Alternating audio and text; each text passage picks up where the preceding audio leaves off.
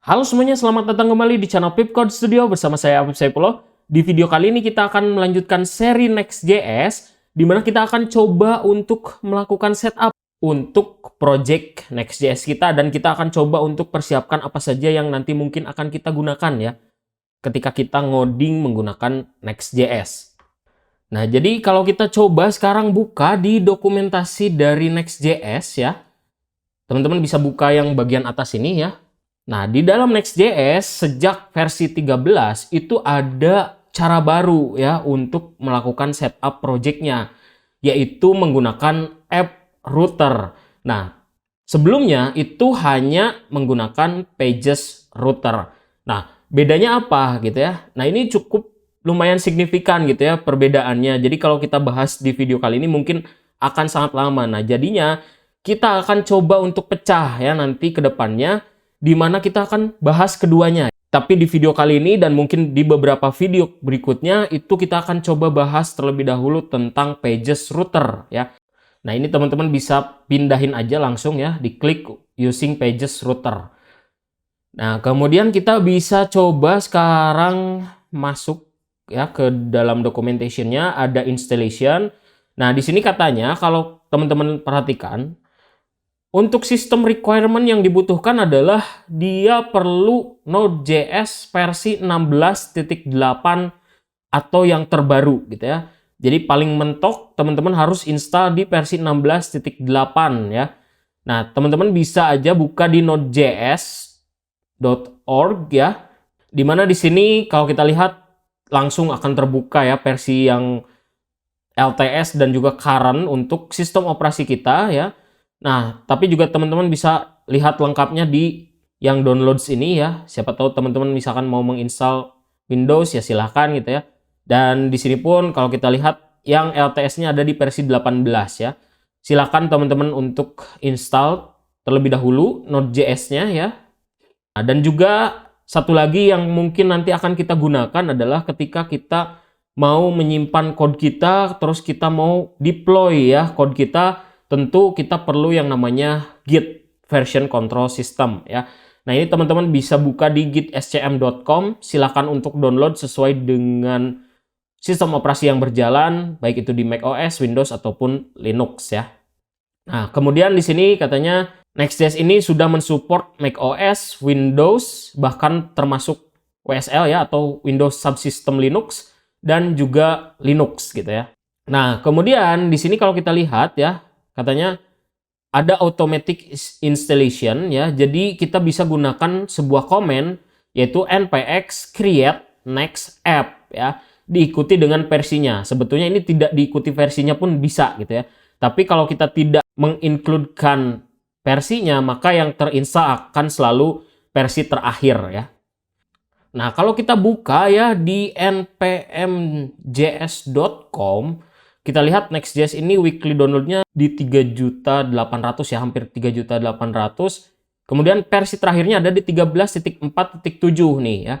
Teman-teman kalau mau mengikuti ya seri Next.js di channel Pipcode Studio, kita bakal install di versi yang sama ya. Nanti mungkin kalau ada update kita akan update bareng-bareng ya.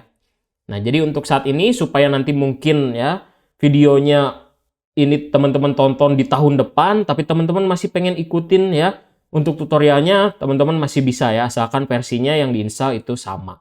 Nah, sekarang kita akan coba untuk membuka sebuah folder di dalam Visual Studio Code ya.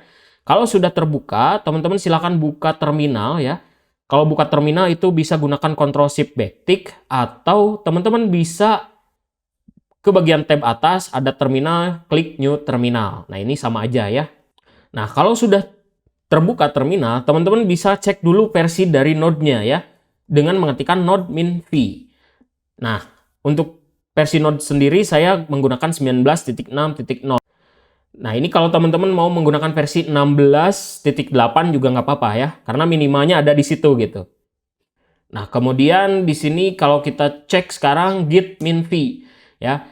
Nah, kalau misalkan teman-teman sudah menginstal Git tadi di komputer teman-teman, itu harusnya udah muncul ya Git versionnya. Kebetulan kalau saya ini menggunakan Apple Git ya, karena menggunakan sistem operasi macOS. Mungkin kalau teman-teman munculnya berbeda, tapi kalau misalkan muncul versi dari Git-nya, itu berarti teman-teman sudah berhasil menginstal Git di dalam komputer teman-teman gitu ya. Nah, jadi Node.js udah, Git sudah, sekarang kita gunakan komennya yang tadi yaitu npx create next app ya.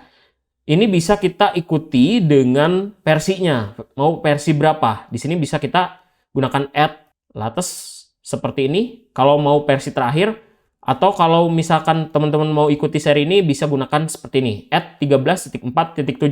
Yang mana untuk saat ini sejauh ini ya ini paling terbaru ya, masih paling terbaru. Nanti mungkin kita bisa update secara berkala. Tinggal kita klik enter. Nah, need to install the following package. Oke, to proses, yes, tinggal kita klik enter. Nah, di sini dia akan nanya nih, nama projectnya apa gitu ya. Misalkan di sini my app aja ya. Nah, kemudian apakah kamu mau menggunakan TypeScript di dalam project ini? Kita ditawarkan nih mau pakai JavaScript atau mau pakai TypeScript. Kalau pakai TypeScript, tinggal pilih aja yang yes. Nah, ini kalau mau pindah-pindah, tinggal gunakan panah kiri kanan aja. Nah, kita akan coba gunakan TypeScript ya. Nah, jadi teman-teman banyak yang request nih di Instagram, di TikTok gitu ya. Apakah Next.js-nya akan menggunakan TypeScript atau enggak? Jawabannya ya, bakal kita coba pakai TypeScript ya belajarnya. Karena sebetulnya sama aja kan, sintaknya hanya ada penambahan sedikit ya. Dan nantinya akan terasa bedanya ketika kita menggunakan TypeScript, project kita akan jauh lebih rapi. Tinggal kita klik enter ya di sini, pastikan pointernya sudah menuju ke yes. Nah, kemudian apakah kamu mau men-setup ESLint di dalam projectnya? Nah, ini ESLint ini adalah standarisasi yang bisa kita setup ya untuk sebuah project menggunakan JavaScript, TypeScript gitu ya, supaya codingan kita makin rapih gitu ya. Dan ini tentunya akan mempermudah kita ketika nanti mau berkolaborasi atau juga mau membuat sebuah standar code yang baik di dalam perusahaan ya. Ini tinggal kita yes aja, enter. Kemudian, nah di sini apakah kita mau menggunakan Tailwind CSS di dalam project ini? Nah, di tutorial React sebelumnya kita gunakan Tailwind CSS ya di dalamnya. Nah, di sini saya mau coba kita jangan dulu install Tailwind-nya ya. Nanti mungkin kalaupun kita mau gunakan, kita setup belakangan aja. Saya nanti akan coba gunakan CSS modules ya. Jadi kita akan pelajari tentang CSS modules dan juga mungkin kita akan coba untuk setup menggunakan Sass ya nanti. Nah, jadi saya pilih no aja. Kalau teman-teman mau menggunakan Tailwind ya silahkan saja gitu ya. Nah, kemudian di sini would you like to use src directory with this project? Nah, ini seluruh file codingan kita nanti gitu ya, mau disimpan di dalam src atau mau di luar. Nah, dia menawarkan hal tersebut ya. Kalau di React kita setup sendiri ya src-nya. Nah, kalau di sini kita dibikinin nih ya directory src. Dan kita ya tinggal pilih aja yes ya. Nah, kemudian use app router. Di sini katanya direkomendasikan menggunakan app router. Tapi kan di sini kita akan setupnya menggunakan pages router ya. Jadi kita skip dulu untuk app router ini, kita pilih no aja dulu. Nanti kita akan setup project baru pakai app router ya. Setelah kita paham bagaimana alur mendevelop sebuah aplikasi menggunakan pages router di dalam Next.js. Jadi kita pilih no. Kemudian di sini would you like to customize the default import alias, kita pilih no aja ya. Nah, ini kalau sudah, teman-teman akan langsung menginstal dependencies ya. Dan ini pastikan teman-teman harus terhubung ke internet. Nah, tunggu sampai instalasinya selesai. Mungkin ini cukup lumayan memakan waktu lama, tergantung dari kecepatan internet teman-teman. Nah, instalasinya sudah selesai ya. Di sini ada tandanya success create my app.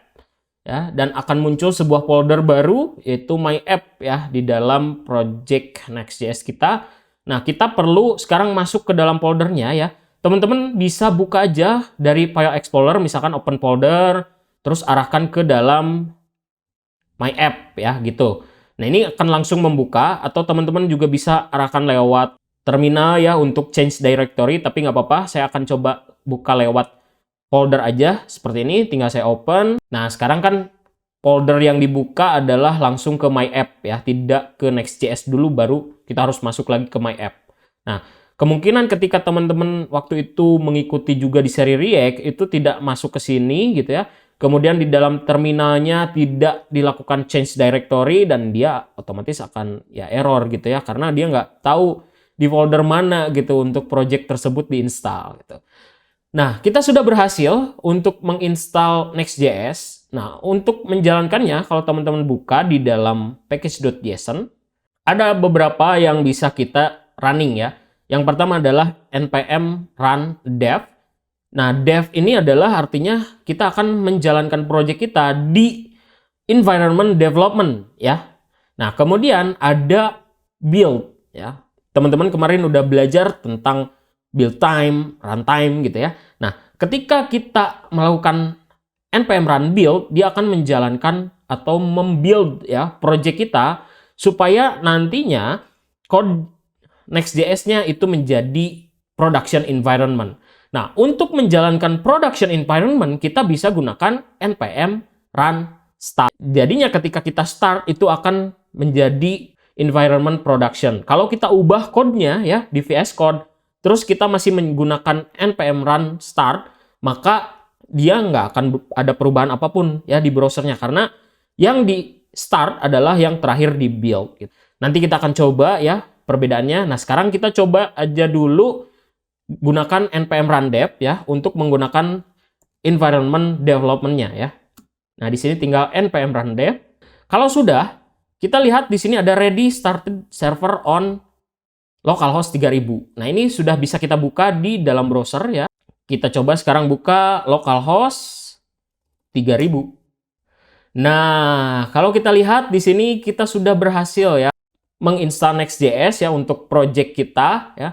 Ini adalah halaman pertama yang akan dibuka kalau teman-teman menggunakan Next.js. Nah, di sini udah dikasih tahu nih katanya bahwa kalau mau mengedit halaman ini letaknya ada di src/pages/index.tsx ya. Nah, kita coba sekarang buka ya. Itu ada di folder src ya. Nah, kemudian ada pages. Nah, kemudian katanya ada di dalam index.tsx. Nah, jadi routingnya ketika kita akses langsung ke localhost 3000 atau localhost 3000/, dia akan langsung mengakses apa yang ada di dalam folder pages ya. Nah, jadi tadi kan disebutnya adalah pages router ya. Jadi apapun yang ada di dalam folder pages ini menjadi routing nantinya. Dan dia tentu akan langsung mengakses ke index.tsx.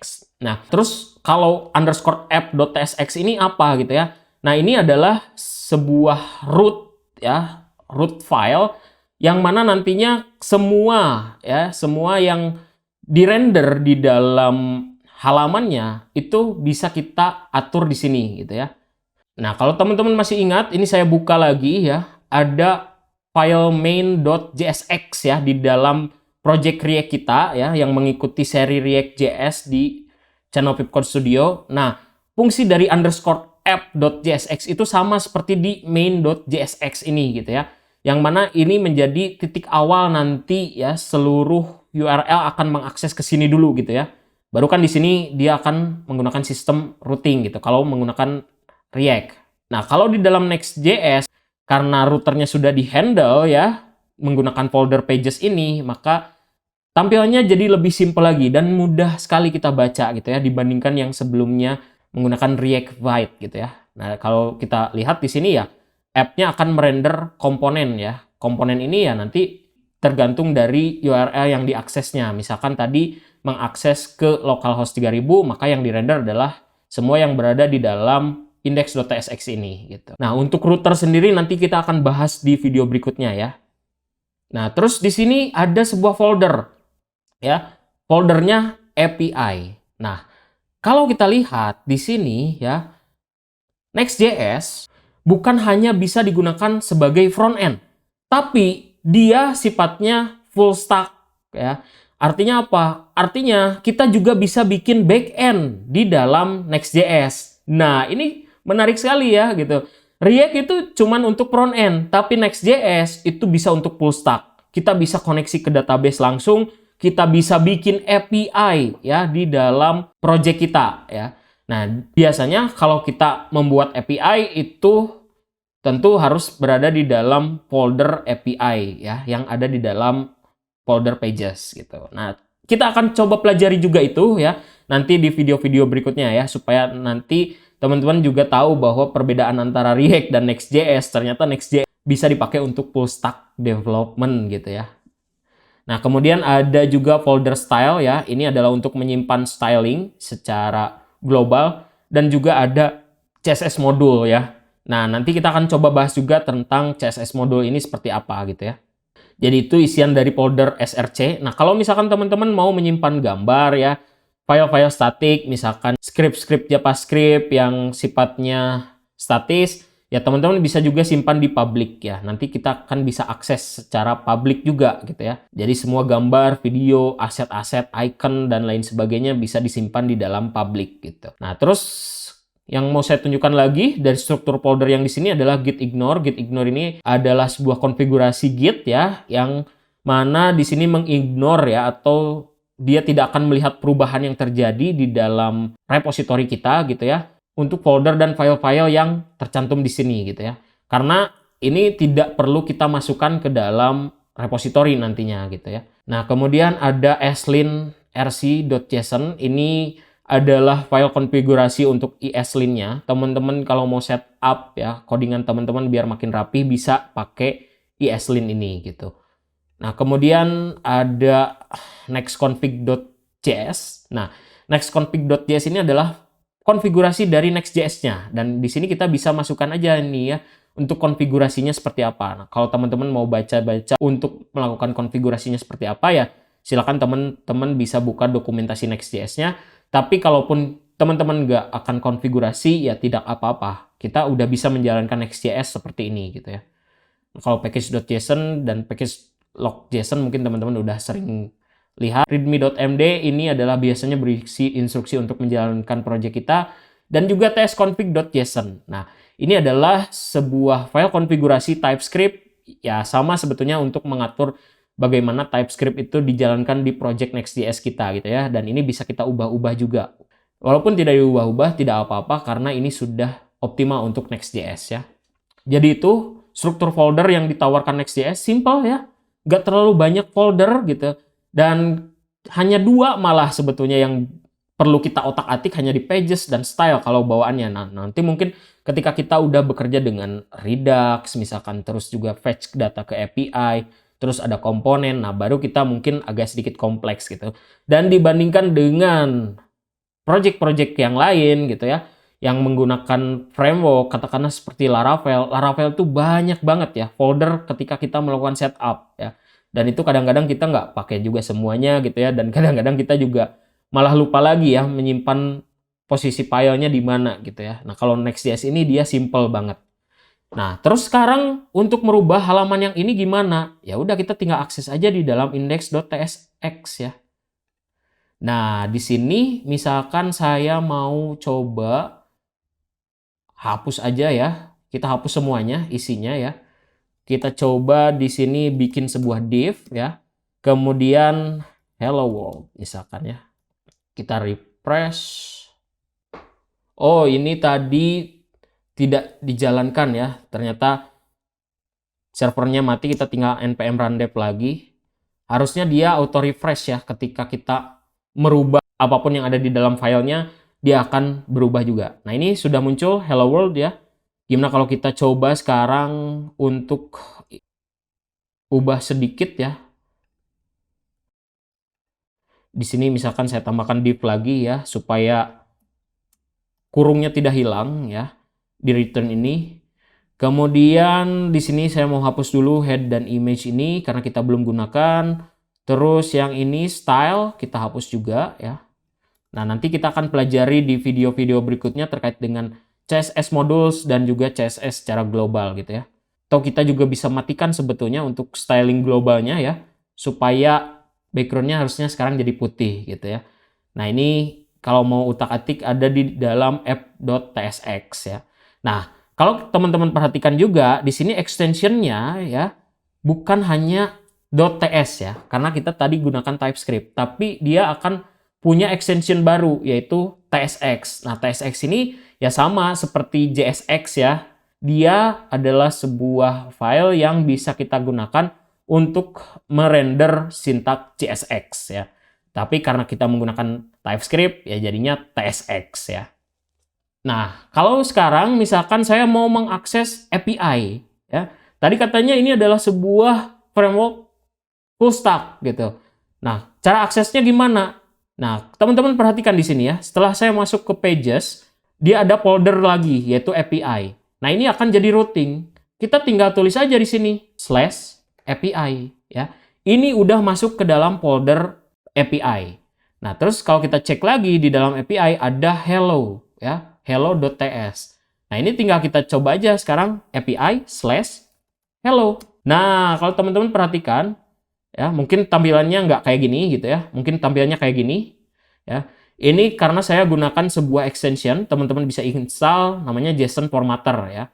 Untuk extension Chrome, silakan install melalui Chrome Store ya. Nah, dia bisa diparsing, jadi lebih rapih ya untuk format JSON-nya ya. Mungkin untuk saat ini hanya sedikit aja gitu ya yang datanya, tapi kalau misalkan banyak, itu tentu akan jauh berantakan kalau kita gunakan row seperti ini. Nah, kita lihat di sini ya, localhost 3000/API/hello. Ini adalah API ya. Artinya kita bisa bikin backend di sini ya. Kita bisa bikin API, kita bisa koneksi ke database juga nantinya. Dan data ini ya kita bisa consume mungkin nanti di halaman yang ini gitu ya. Karena prinsipnya nanti akan patching data juga gitu ya. Tapi dari API yang ada di sini gitu. Nah, jadi sebetulnya Next.js ini tanpa backend pun ya gitu, tanpa misalkan kan biasanya kalau menggunakan JavaScript itu belakangnya pasti Node.js Express gitu ya. Terus koneksi misalkan ke MongoDB. Nah, tanpa menggunakan Express.js pun di sini bisa gitu. Nah, jadi enaknya belajar Next.js adalah teman-teman juga jadinya bisa belajar backend ya, nggak cuma front-end aja gitu. Nah, misalkan saya coba ubah di sini jangan John Doe tapi jadi Apip Syaipuloh gitu ya. Kemudian misalkan di sini age 23 misalkan gitu ya. Oh, ini. Nah, ini karena kita menggunakan TypeScript ya, kita perlu mendefinisikan ya tipe datanya. Nah, di sini kalau kita lihat tipe data dari yang dikirimkan ya nantinya itu hanya name aja. Berarti kita perlu tambahkan di sini misalkan tadi age ya. Ini jangan string ya, harusnya number aja ya. Berarti di sini kita ubah lagi jadi 23. Nah, ini kalau saya refresh sekarang, karena dia API ya, dia tidak auto refresh kalau API. Kita harus istilahnya touch ulang URL-nya. Nah, sekarang udah ada Edge 23 ya. Itu sekilas aja ya untuk API ya. Nah, kalau misalkan saya ubah yang ini jadi hello Afif gitu ya. Nah, dia langsung berubah. Jadi kalau misalkan di luar API itu dia auto refresh ya. Nah, kemudian yang saya mau tunjukkan adalah saya akan coba gunakan ini ya, yaitu script-script yang lain untuk menjalankan projectnya. Nah, yang pertama saya mau coba yang build ini ya. Nah, kalau yang build ini saya matikan dulu menggunakan Ctrl+C ya. Terus saya tinggal npm run build. Dia akan nge-build project Next.js kita ya supaya jadi production environment ya. Nah, kita tunggu sampai build-nya selesai. Nah, biasanya kalau misalkan sudah selesai di build, dia akan seperti ini ya tampilannya di dalam terminal. Kemudian setelah di build, npm run start ya. Kita tinggal tulis npm run start. Kalau saya ubah di sini ya, sebelumnya kan dia langsung berubah ya. Saya ubah jadi Apip Syaipuloh ya. Saya save. Nah, nggak berubah. Saya refresh, tetap nggak berubah. Kalau sekarang mau berubah, saya harus build lagi ya. Di sini saya tinggal coba npm run build, terus saya start. Nah, baru dia berubah gitu ya. Kalau saya ubah lagi di sini, hello Apip, dia nggak akan berubah. Tapi kalau saya build lagi, saya start, dia berubah ya. Nah, ketika kita menggunakan mode production seperti ini sudah optimal ya untuk diakses oleh end user gitu. Nah, selanjutnya yang mau saya tunjukkan ke teman-teman adalah setup dari VS Code saya gitu ya. Nah, teman-teman bisa sekarang coba buka di extension ya, extension dari VS Code-nya ya. Barangkali teman-teman mau menyamakan dengan saya untuk beberapa extension yang saya install ya. Karena saya lihat di salah satu komen teman-teman di YouTube katanya bahwa enak banget kelihatannya ngodingnya gitu ya. Untuk setup dari extensionnya seperti apa. Nah, yang pertama yang saya install itu mungkin ini sebetulnya nggak harus semuanya ya. Teman-teman bisa coba install yang saya rekomendasikan di sini auto rename tag ya. Jadi kalau auto rename tag ini misalkan saya ubah tag yang ini ya, div. Nah, kemudian saya ubah jadi span misalkan di sini. Nah, kalau teman-teman perhatikan ya, tutupnya ikut berubah ya.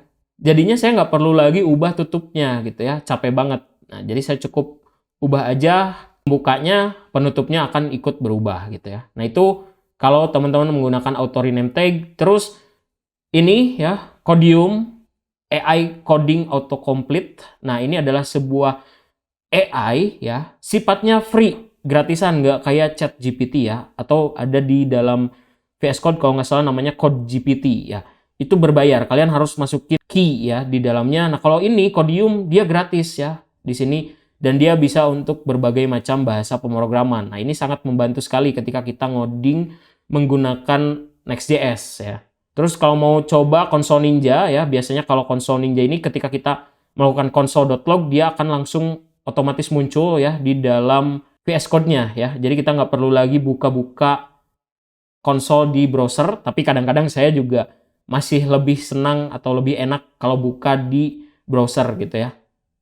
Nah, kemudian yang harus teman-teman install yaitu adalah ES7 plus React Redux React Native Snippets ya. Nah, ini silahkan cari aja ya.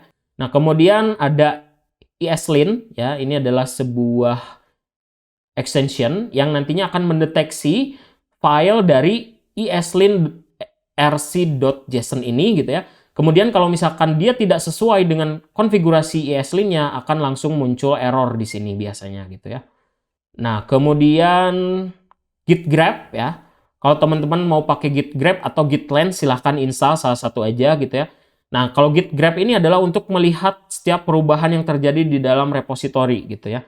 Nah, tentu kita akan gunakan Git nantinya dan biasanya kalau misalkan menginstal Next.js itu sudah tersetup juga Git-nya ya di dalamnya. Nah, kita belum melakukan commit. Kalau di sini kita lihat ada initial commit from create next app ya. Padahal kita belum commit tuh ya untuk filenya. Dan ini nggak apa-apa, berarti kita sudah dibantu untuk setup Git-nya oleh Next.js gitu ya. Dan kita bisa lihat setiap perubahannya nantinya di dalam Git grab ini gitu ya. Nah, kalau sudah install biasanya muncul di bagian bawah sini. Ada Git grab. Kemudian ada beberapa extension lagi, misalkan di sini indent rainbow ya. Kalau indent rainbow tuh, nah di sini ada warnanya nih ya, teman-teman. Kalau kita lihat ya, untuk indentasinya bisa kelihatan jadinya ketika kita melakukan indentasi seperti ini kita nggak akan terlalu sulit mencari tutupnya ya, karena kita tinggal ikutin aja berdasarkan warna gitu. Nah, kemudian yang bisa teman-teman install ada Prettier ya. Prettier ini adalah sebuah code formatter ya. Nah, mungkin teman-teman juga tadi melihat kalau misalkan saya ini ya, saya coba hilangkan. Terus saya save, ini kurungnya akan langsung hilang ya. Nah, ini karena dia menggunakan Prettier ya. Artinya dia akan dirapihkan secara otomatis untuk kodenya gitu ya. Nah, jadi seperti ini. Kalau misalkan menggunakan Prettier, kalaupun saya menulisnya berantakan, misalkan kayak gini, dia akan langsung dirapihkan ketika kita save ya. Dan juga sebuah extension lainnya namanya Thunder Client ya. Teman-teman bisa coba install ya. Nanti akan muncul ini ada Thunder Client ya. Ini kalau saya coba zoom out biasanya muncul juga nih ya. Ada Thunder Client. Nah, ini adalah sama seperti Postman ya. Fungsinya adalah untuk mencoba membuat sebuah request ya ke API. Jadi kita bisa touch request lewat VS Code, nggak perlu bolak-balik ke Postman bisa gitu ya. Misalkan tadi kita coba request ke, berarti di sini tinggal http://localhost 3000 misalkan, kemudian slash tadi API/hello. Ini kalau saya send, nah muncul ya, ada name, Apip Saipullah, dan age 23 ya. Sesuai dengan yang kita akses lewat browser ya. Nah, jadi kurang lebih itu ya, kalau teman-teman mungkin ada yang pengen tahu extension yang saya pakai ketika saya ngoding pakai Next.js gitu ya. Ada AI-nya, ada Prettier ya buat ngerapin code-nya, ada snippet biar kita bisa munculin berbagai macam sintak-sintak dari React. Itu cukup menuliskan aja kata-kata tertentu, dia akan langsung auto muncul. Kemudian selain itu juga tadi ada Git Grab ya untuk melihat grafik dari Git-nya gitu ya. Dan macam-macam ya yang tadi saya jelaskan, dan tentunya itu akan mempermudah kita ketika kita ingin mendevelop sebuah aplikasi menggunakan Next.js. Nah, jadi kurang lebih seperti itu ya teman-teman. Kita sudah berhasil untuk melakukan setup, terus juga tadi kita udah coba untuk merubah apa yang ada di dalam index.tsx ya. Terus juga kita udah tadi kenalan dengan struktur folder dari Next.js ya. Kemudian juga ada apa aja file-file yang berada di dalam struktur folder tersebut. Terus kita juga udah kenalan dengan Next.js bahwa dia adalah full stack framework ya. Tadi kita udah bikin API-nya, coba ya. Kemudian juga tadi saya udah tunjukkan extension yang bisa mempercepat kita dalam proses coding menggunakan Next.js di dalam Visual Studio Code ya. Nah, mungkin cukup sekian untuk video kali ini. Jangan lupa untuk subscribe, komen, like, dan share video ini. Kita ketemu lagi di video berikutnya.